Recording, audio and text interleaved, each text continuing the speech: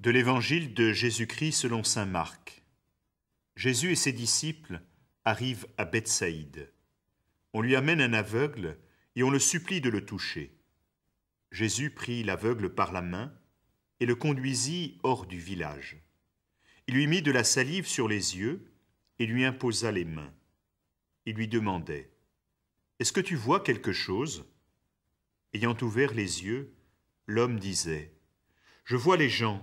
Ils ressemblent à des arbres, et ils marchent. » Puis Jésus de nouveau imposa les mains sur les yeux de l'homme.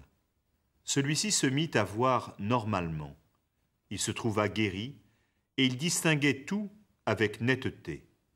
Jésus le renvoya chez lui en disant : « Ne rentre même pas dans le village. »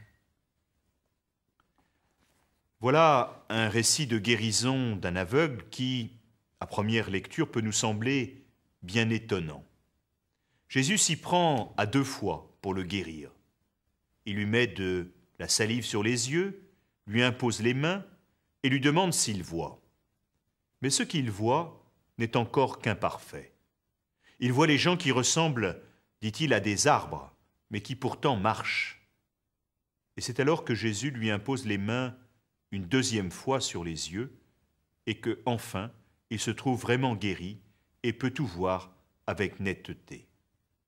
Pourquoi cette guérison en 2 temps, comme si Jésus semblait avoir de la peine à effectuer ce miracle?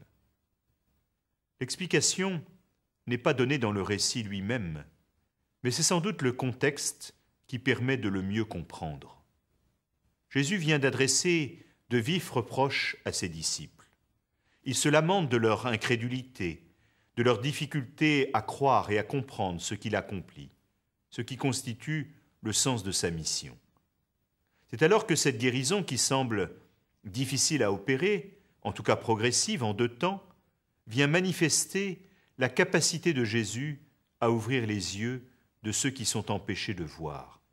Ses efforts multiples et renouvelés pour que ses disciples puissent enfin comprendre qui il est et ce qu'il vient réaliser.